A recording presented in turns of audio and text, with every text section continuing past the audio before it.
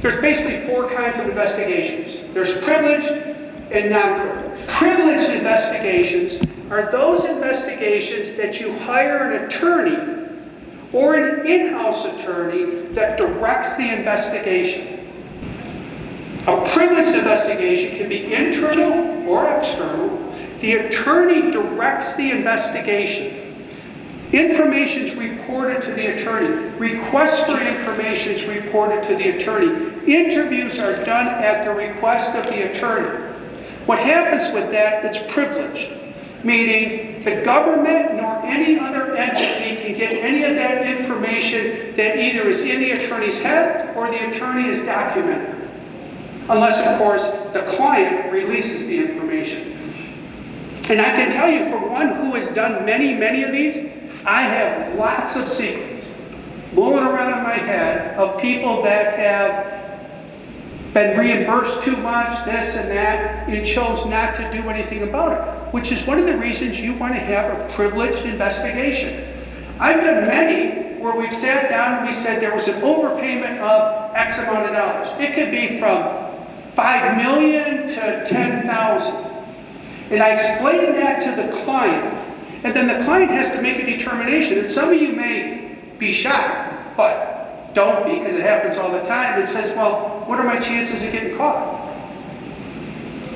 And I explain their chances of getting caught, and they make a business decision as to whether to report it or not report it. Major hospitals do this all the time. Don't think everybody is squeaky clean and they find fraud and they report it. But the thing the compliance officer does, or the thing that the investigator does when you have a privileged investigation, is we identify it for them, and then we talk about self-disclosure and whether, what happens when you do, what happens when you don't. The attorney will never tell you not to do this, because ethically we would tell you you have to disclose it. But our obligation is to tell you all your options. And then you make a decision, and then, we will not follow that decision. We'll just end our investigation. In other words, your attorney's not going to help you implement the cover-up for the money, but I'm not going to tell anybody and I don't go after it. So that's one of the reasons. Privileged investigations are generally reserved for either big issues or sensitive issues.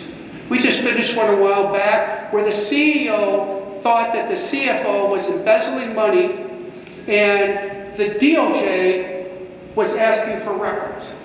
Well, that's a hard conundrum to figure out. And we did figure out that the CEO allowed the CFO to hire his wife to be in charge of the bill. Well, what happened is they were doctoring invoices, and they made millions of dollars on the side, and then the DOJ was the one that caught it.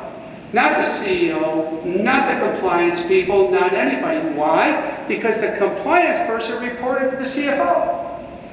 Generally a good idea, not so good when your CFO is the ringleader to do the whole thing. So we had to work all of that mess out. Some of it's still going on. But those things can happen. That require an attorney to do a privileged investigation. Sometimes we do them when, for example, there's sexual misconduct involved.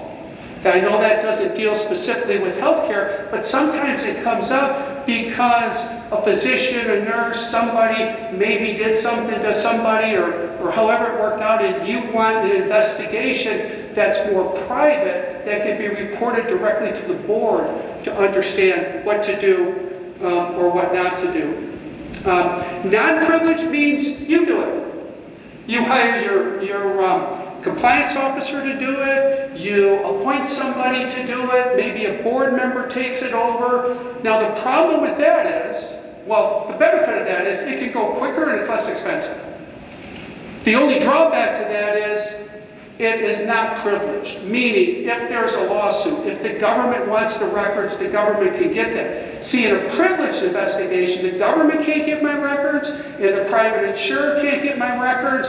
I don't have to tell anybody my thought processes. And they know that, and that's one of the most solid privileges that the courts recognize.